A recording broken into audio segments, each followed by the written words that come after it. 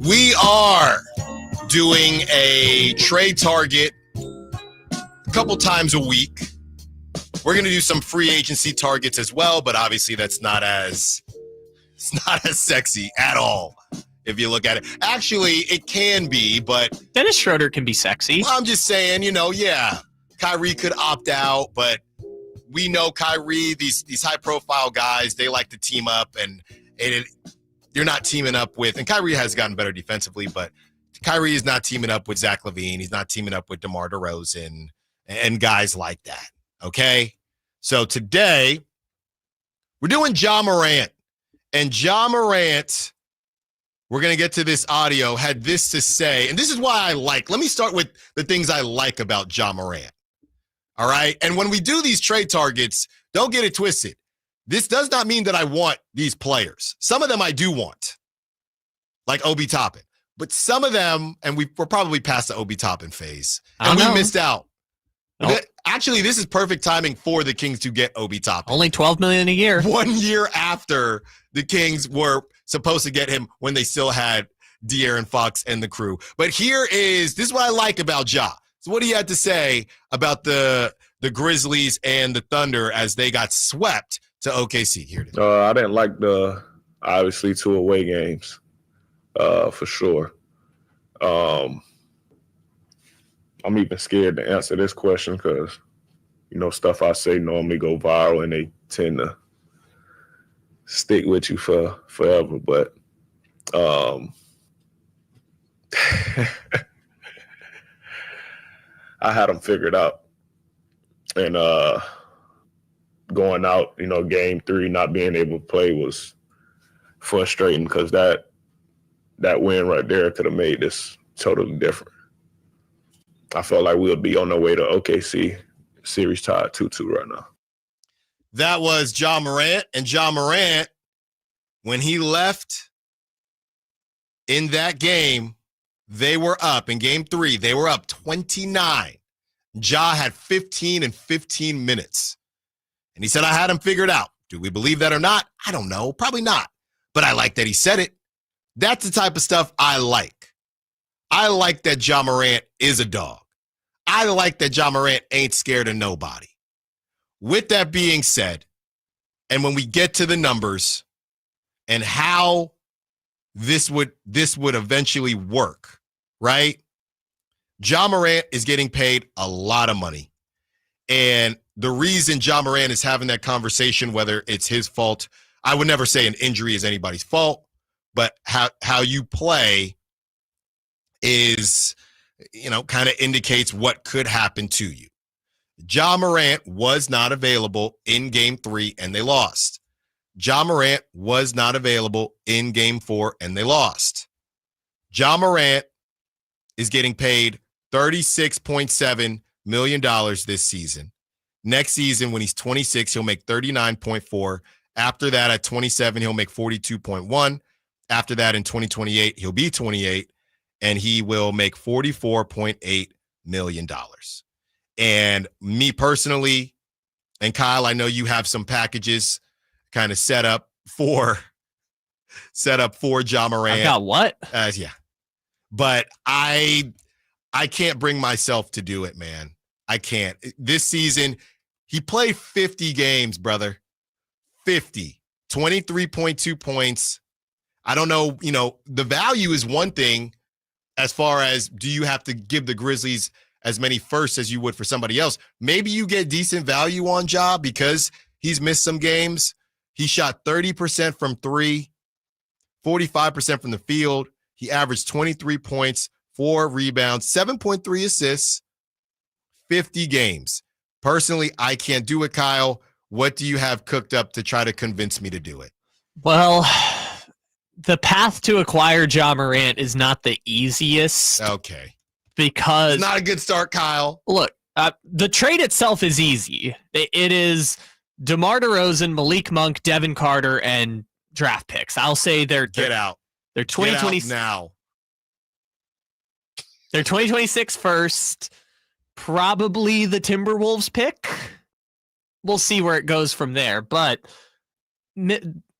if other teams wanted to get in on Ja Morant, like this isn't like some secret backdoor negotiation, the Kings don't have the best trade package. And I'm going to just put it out there.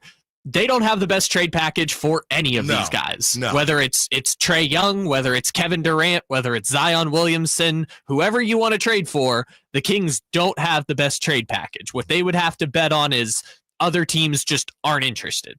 For example, we mentioned Trae Young a second ago. If the Hawks and Grizzlies just wanted to flip problems and you take Trae Young and we take Ja Morant, Kings can't beat that offer.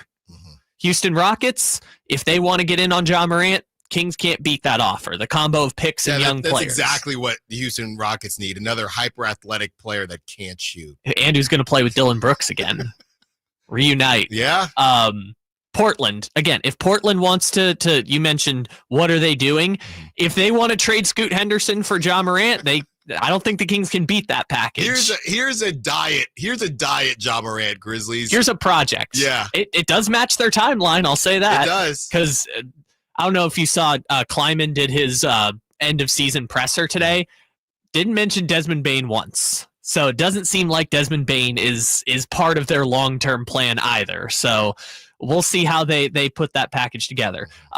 Again, there's other teams that could get in the mix, but I guess the Kings would have to be betting on Ja Morant's value to be so low if they wanted to trade for him. But he is a superstar. He is an all-star theoretically entering his prime. Because I don't want to sell the age. Like you mentioned, he'll be 28 at the end of that contract. 28 is the age Sabonis was during the Beam Team season, right? I don't want to sell. This is a young star with upside. If the Kings get him, it would make their team better. Yes. I don't want to sell that short. You just then bring in the injuries and the gun thing and everything else that comes with Ja Morant, and I understand where the hesitation comes from. But I don't want to sell short. This might be the best the Kings can do. Yeah, and then it becomes your Sacramento. Are you willing to take that chance on a guy who can still improve? Right? Ja said he wants to change how he plays. Doesn't want to dunk as much. Right? He's trying to shoot the three ball more. And what happened, that kind of freak accident with Lou Dort. Of course he's just trying to go up there. So I get all that. I'll put it to you like this. I wouldn't be upset if the Kings did it. It wouldn't be my first choice, but if the Kings did it, I can understand why they did it. You have a great shooter in Zach LaVine. Keegan Murray is supposed to be a great shooter, assuming you hold on to Keegan Murray. Keegan Murray, that's supposed to be his thing, supposed to shoot. The other side of that is Ja Morant is kind of a traffic coney on defense as well. So now you're talking about starting Keon Ellis with Ja Morant. Because you have to. You cannot start, and Malik Monk would obviously be gone in this situation anyway. So you got Ja Morant, Keon Ellis, Zach LaVine, Keegan Murray, Domantas Sabonis. Yeah. That's your starting five. And then off the bench. I think you're still fighting for a play-in. I'm be honest with you. I don't know if you are or aren't. I'll just say they're a better team making that trade, which, by the way, they should be a better team making that trade. That's why they're potentially giving up future draft capital to make that happen. Yeah. And again, if Memphis wants a win-now player, I don't know how they feel about DeRozan, but DeRozan of the options, unless like the Sixers are willing to part with Tyrese Maxey or the Hawks are willing to part with Trae Young, DeRozan might be as good as they get. That's the one thing I can say is if they want DeRozan might be the best they can do on the open market. If they don't want him, they can reroute him somewhere else and get a player that, a CJ McCollum that maybe closer fits their timeline. I don't know. Yeah, and somebody else was bringing up Scottie Pippen Jr., and I like what Scottie Pippen Jr. did. I have no clue. Again, these guys that have these hot runs, I don't want to get caught up in a hot run guy and the run cools off. And I don't want to do that. If you cash out Scottie Pippen Jr., you probably don't have the money for Keon Ellis.